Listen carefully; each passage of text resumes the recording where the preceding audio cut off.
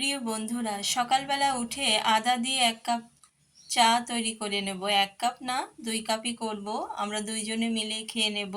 সকালবেলা আদা দিয়ে গরম গরম চাটা খেতে বেশ ভালোই লাগে। সারাদিন যে একটা কর্মব্যস্ততার, তার এনার্জিটা মনে হয় যেন আমার এখান থেকেই শুরু হয়। যাই হোক, দুজনে চাটা খেয়ে নিয়ে একটু রান্নার আগে ভাবছি ছাদে যেয়ে ঘুরে আসবো, কারণ প্রকৃতির কাছে কিছুক্ষণ থাকতে আমার ভালোই লাগে। চাটা খেয়ে নিয়ে এই যে চলে এলাম ছাদে। ছাদে এসে দেখি নারকেল গাছে বেশ কয়েকটা নারকেল ধরেছে। যদি ভালোভাবে হয় তাহলে অনেকগুলো নারকেলই পাওয়া যাবে এখান থেকে।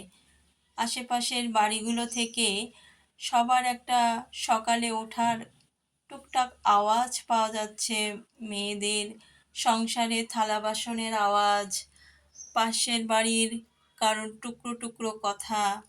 ভালোই লাগলো। যা হোক, নিচে এসে মাংসটা চড়িয়ে দিলাম। বেশ কয়েকদিন ধরে ভাবছি ছোলার ডাল দিয়ে মাংসটা করব, আর পাশে এই যে কর্তা ব্যক্তির পছন্দের পাতলা খিচুড়ি বসিয়ে দিলাম। আমার বাড়িতে প্রত্যেক দিনই ডাল লাগে, এই জন্য ১ সপ্তাহ ডাল আমি একদিনই রান্না করে রেখে দিই। বেগুনের তরকারিটাও দেখলেন, এটা আমি করে ফেলেছি।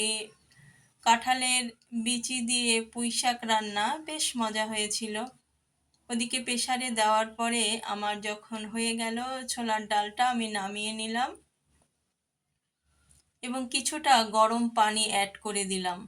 আপনার পরিমাণ মতন আপনি গরম পানিটা অ্যাড করে দিলে বেশ ভালোই হয়, স্বাদটাও থাকে ভালো তরকারির। কিছুটা কাঁচা ঝাল চিড়ে আমি দিয়ে দিচ্ছি, এতে কাঁচা ঝালের একটা ফ্লেভার পাওয়া যায় সুন্দর। সব কাজ রান্না করে ছাদে এসে কাপড়গুলো যেগুলো ভিজে ছিল, নোংরা ছিল, সবগুলো আমি ধুয়ে দিলাম। বেশ কয়েকদিন এক নাগাড়ে বৃষ্টির পর আজ কিছুটা রোদের দেখা পাওয়া গেল, তাই ঝটপট দেরি না করে কাপড়গুলো ধুয়ে নেড়ে দিয়েছিলাম, সেগুলো তুলে নিয়ে এসে রাখলাম ঘরে এক জায়গায়।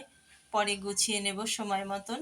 সব কাজ সারার পরে কিছুটা হাতে সময় পেলাম, সেই ফাঁকে সব শাড়িগুলো একসাথে আমি গুছিয়ে নিয়েছি, কারণ এলোমেলো কাপড় চোপড় ঘরে থাকলে আসলে ভালো লাগে না।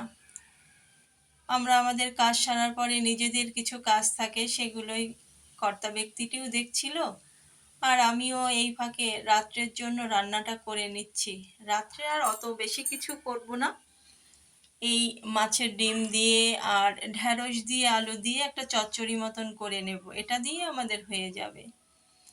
কারণ সব সময় আসলে রান্না করতে ভালোও লাগে না, নিজেদের ব্যক্তিগত অনেক কাজই তো থাকে, সেগুলো করতে হয়। শুধু রান্নাঘরে পড়ে থাকলেই তো হয় না। এই যে দেখুন, আমাদের হয়ে গেল চচ্চড়িটা আজকের রাত্রের মতো। যা হোক, সবাই ভালো থাকবেন, দেখা হবে নতুন দিনে নতুন কথা নিয়ে।